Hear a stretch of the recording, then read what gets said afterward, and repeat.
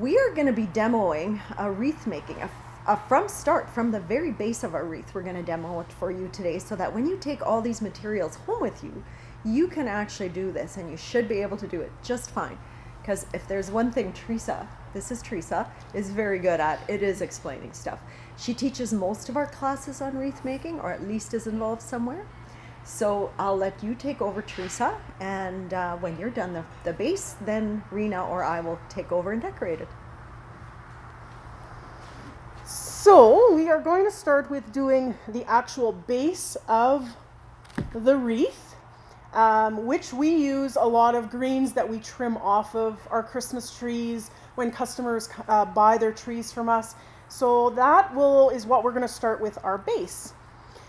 We have them all. You're going to get the right amount of greens that you need for your class when you pick up your package. And so today we're starting with these greens here. We put them grouping together 2 to 3 in a bundle, following the same direction of your branches. So for instance, this would be the right way. So I have about 3 of them together.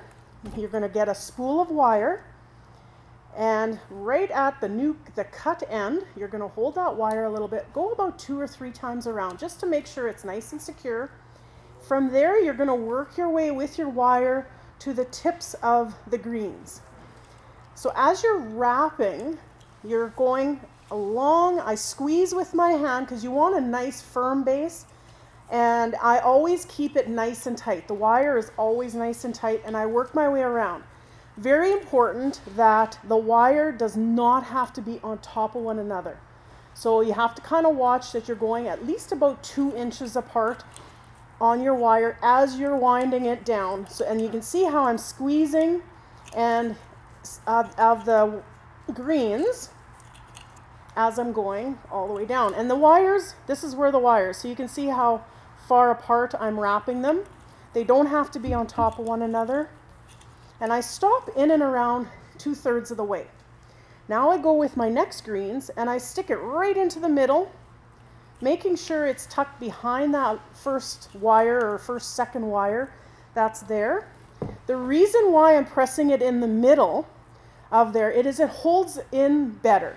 If you just lay them on top like this, what ends up happening as you're starting to get your round base, you're going to have all these sticks sticking out. So it just makes for a cleaner looking base. So I'm pressing them in, again, 2 to 3, depends on the branches. If they're really big, thick branches, you might only have to put 2 in. There I put 3 in, and just continue winding. Continue winding.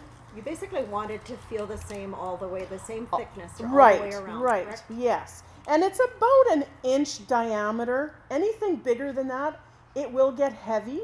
So the size as well, you're making probably about a 10-inch diameter base for your wreath.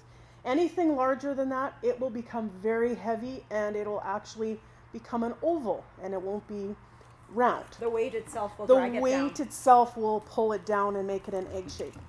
Yeah, so I'm just going to continue wrapping around. If you start feeling it getting thin before that 2/3 mark, then stop and add some greens in, because you can see a little bit how it's fairly thin here, but it's a nice thickness here. So that's where I'm going to stop, and I'm going to add a few more greens in.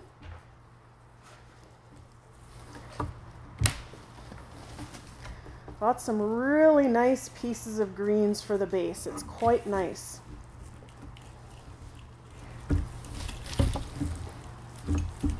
And you can see I'm just pressing it into the middle. So that was 2 pieces. Feels really good. You know, you can see how you're getting that shape. If you're following the shape of the branches, then you're going to have it's easier for the base to get that nice round look. And if it's not exactly round, that's okay, because it's homemade. So I usually kind of do a test. So my size that I'm looking for is about like that. So I do need to add a little bit more in to get that base made.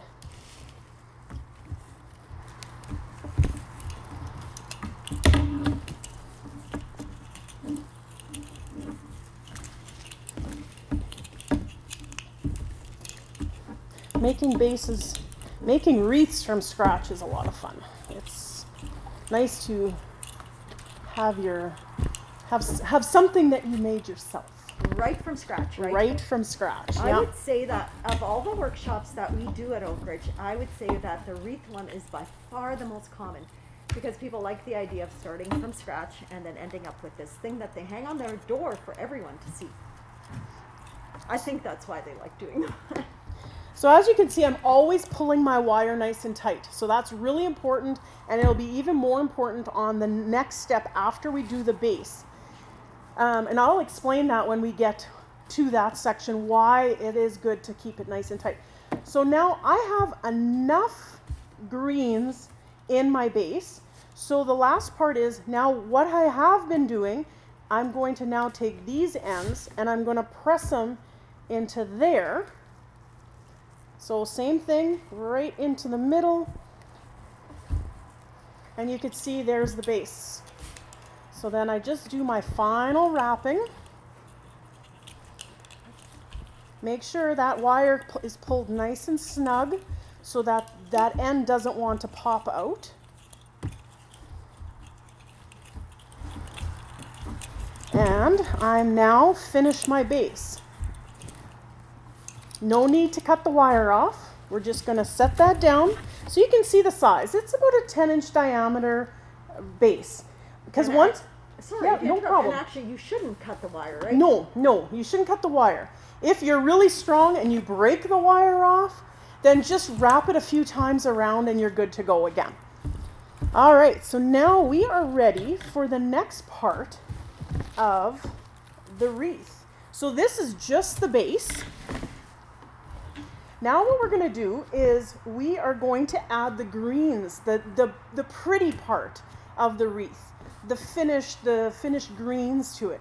So we use a lot of greens that are nice, fresh. They look nice and green, nice and bright. We use a white pine, so that's that long needle one.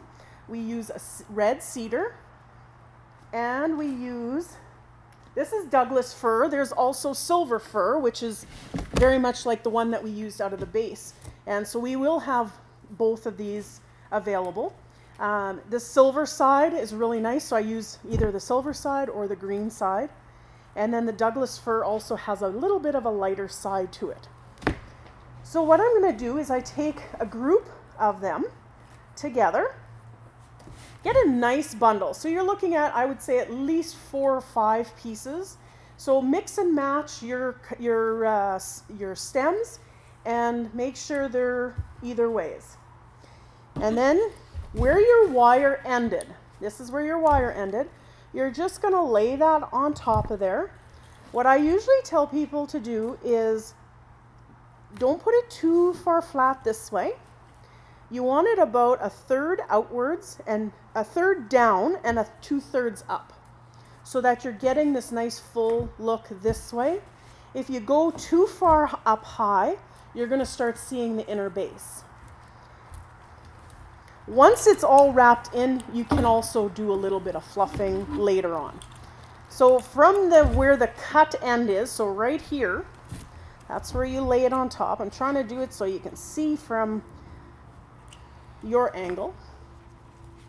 And just give it one wrap around. And this is where it's very important that you keep it nice and tight, the wire. If you don't pull it nice and tight, what will happen is your greens will start falling out, and you don't want that to happen.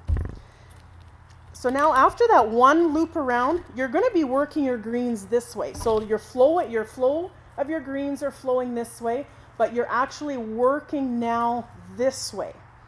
So now what I do is I move my wire slightly down so that I'm ready for my next bundle of greens. So I grab my bundle of greens,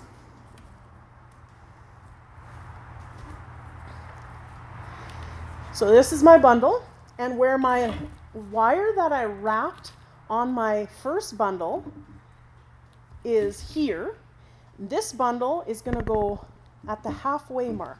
So the wire should come about halfway of this bundle. Then that's the perfect spot. If you go too far this way, you're going to have dips like this. If you go too far this way, it's going to be overpacked and you're going to lose the effect of the nice wreath. So the perfect spot is that halfway of the bundle. And then again, about an inch from that cut end, you wrap. Pulling it nice and tight once around, and then just move your wire down to the next section. From there, you just are going to continue on doing that. So I'll try to hold it up so you can see a little bit. So there's the wire, there's my bundle. So at the halfway mark, and then give it a wrap around.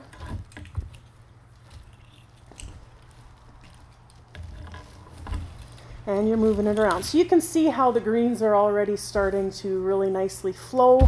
Sometimes you'll get some that are flopping, but that's okay because once you start decorating it, you won't even see that.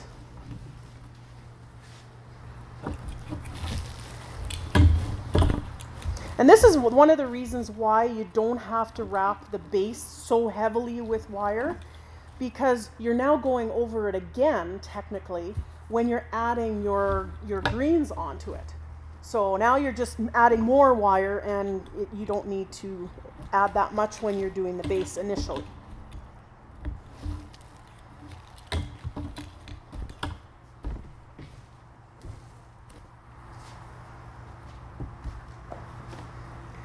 And mixing and matching your greens so you get a nice variety in each bundle.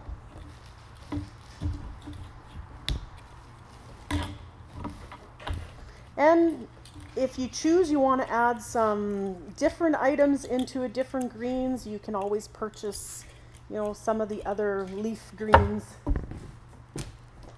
just to add into on top of the base package that we're offering today.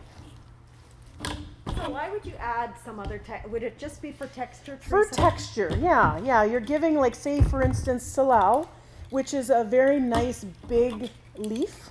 So if you add that into it, it just adds different texture to the very fine leaves that you're using right now. And it would, on that, you wouldn't even have to use on every bundle. You can only, if you want. Just intermittently. Exactly, yes. Okay. Yeah.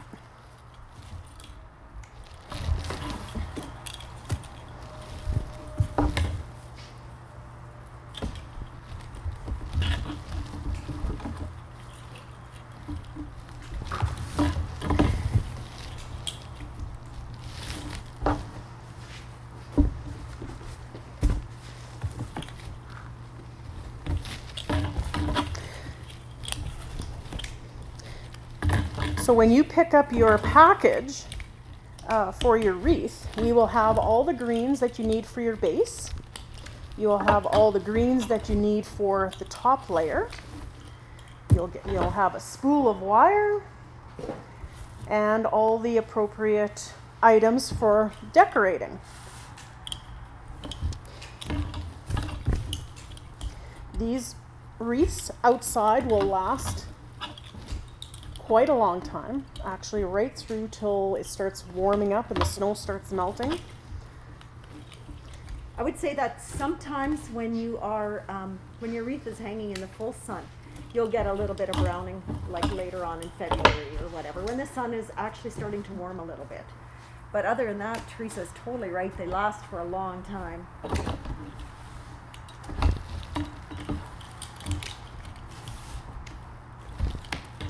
You can see how I'm always pulling my wire, and I never hold onto the wire.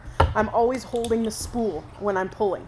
Because if you hold the wire and pull, you're going to have some cuts in your hands, and it's not fun. So hold the spool. Use that as your handle to pull the wires. So I'm coming to the end here. I'm nearing the end.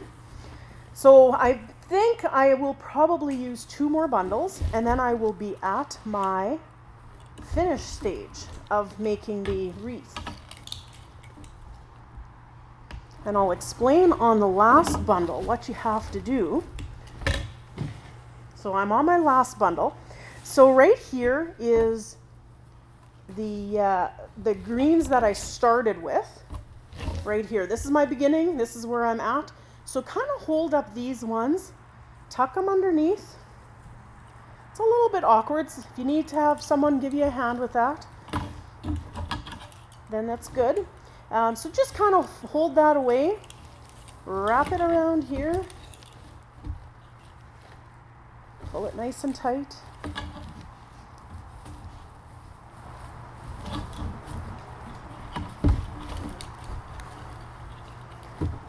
I'm going to give it one last tug.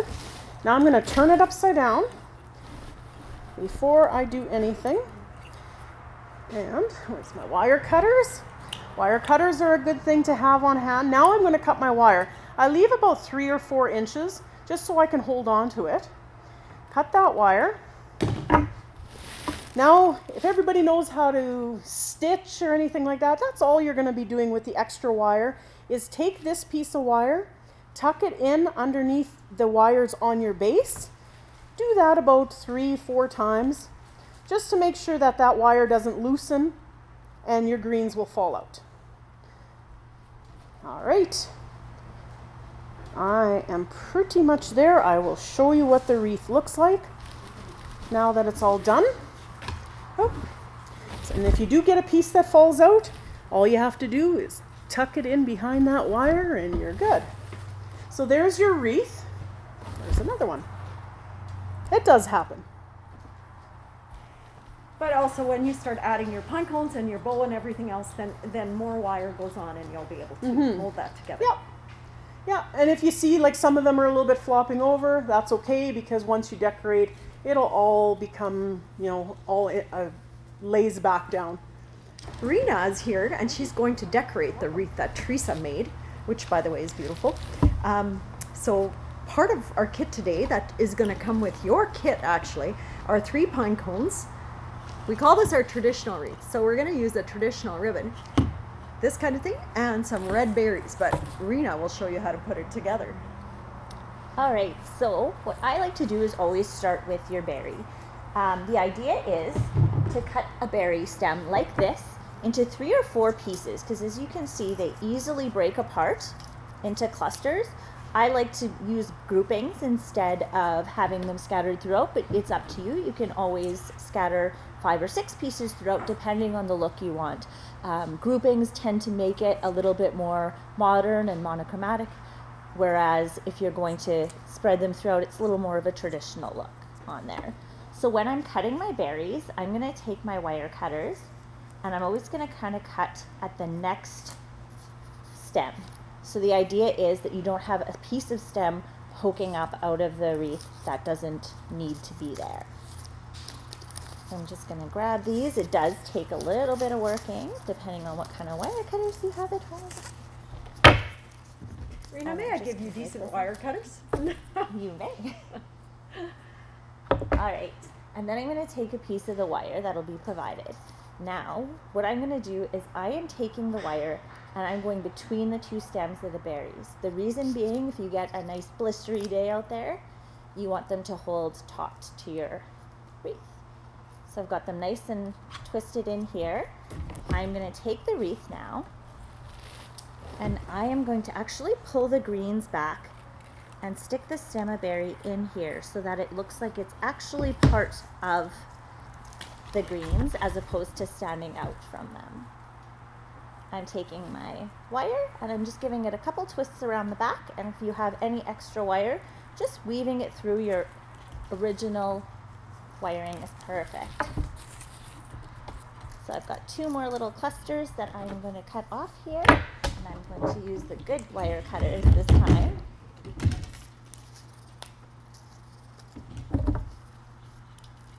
And just give it a little bit of a twist as you're cutting. All right. And this last part should just break off like that. I'm going to grab another piece of wire here. And just make sure when you're cutting your pieces of wire that you are leaving them long enough that you can twist around the back of the wreath. Having them too short sometimes is going to make it difficult for you to... Why are you mentioning the fact that sometimes wire is too short, Rena? Erna likes to cut my wire very short. And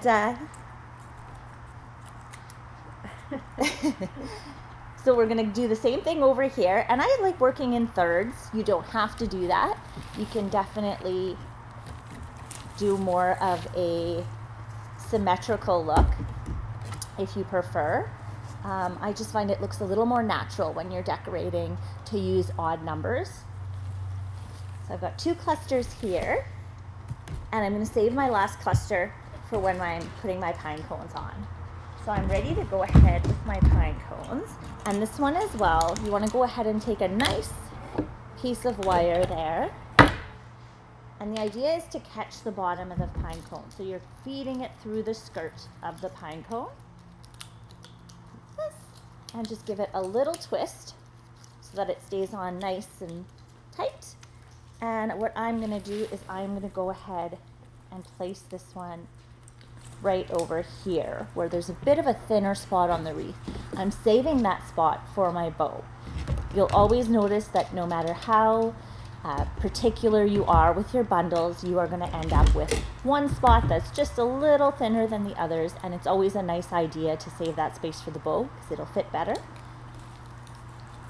as well as it'll hide any imperfections there. So here's where we are. And I'm going to go ahead and take this bow right here that we have made, and I'm going to snug it right up against the pine cone so they look like they naturally flow together. Now where I'm tying is actually the bottom of the wreath, not the top. However, if you choose to put your bow on top, that'll work as well. Now that I have my flow here, I'm going to take this next pine cone and I'm going to kind of cluster it in with the other one, but kind of behind the greens so that it's not looking too clumpy in that section. And as you're working it, you can always feel free to pull your greens ahead of your pine cone or your berries, just to kind of make it look like it's actually part of the wreath and that it's not standing out from.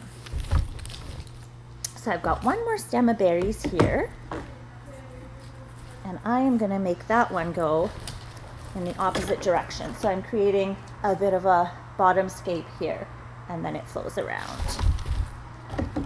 Grab one more piece of the wire that we have, and again making sure that I am catching the bottom.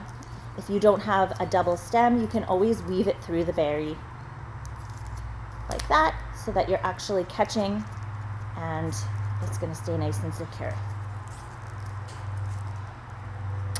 Give it a little twist here.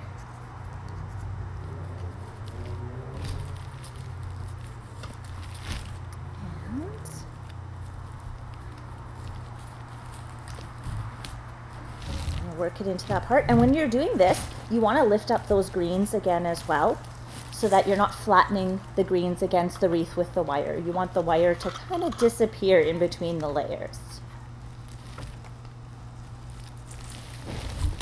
Alright, and I've got one pine cone left here that I'm saving for this side.